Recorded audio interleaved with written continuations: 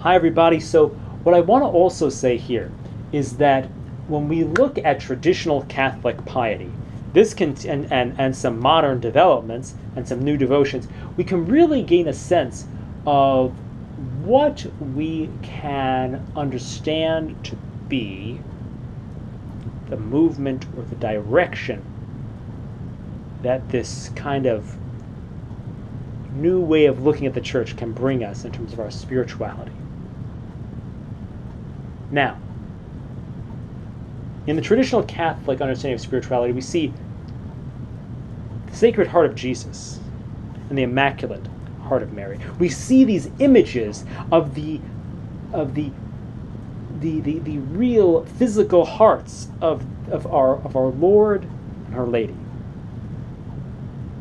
And this moves us to see their humanity, this deep principle of the incarnation, this principle of the Immaculate, literally the Immaculate Conception, the Immaculate Heart, and this deeply incarnate Sacred Heart of Jesus. Burning with love for us, hurting, being offended, and these hearts aching for us. We see this truth. We grasp that in traditional Catholic piety. And then we get the new developments, the modern age, these type of things, and we get these new devotions, which I want to see are almost like what's inside. We see St. Faustina receive the revelations of the divine mercy.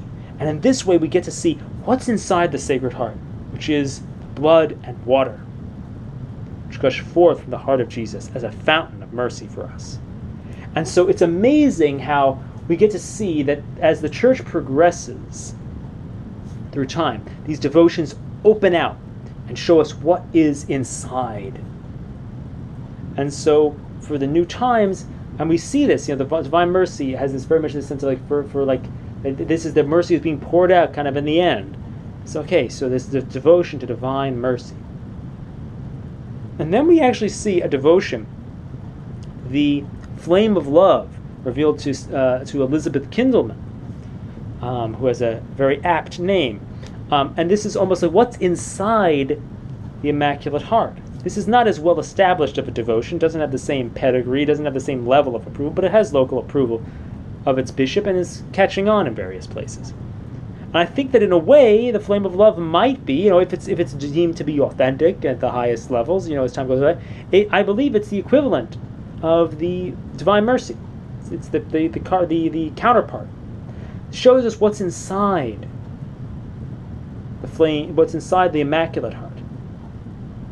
The divine mercy gives us the mercy of God, whereas the Immaculate, the flame of love blinds the devil with the light of Christ. And so we see these things moving through time as the Church develops in an authentic way. And this should help us understand that the Tradical movement is an authentic development. And it's really a movement, it's the authentic movement. It's this desire to be deeply authentic, to move with authentic development. Just like we see these things opening, we see the Sacred Heart opening up and the Immaculate Heart opening up. We want to be part of this movement of authenticity.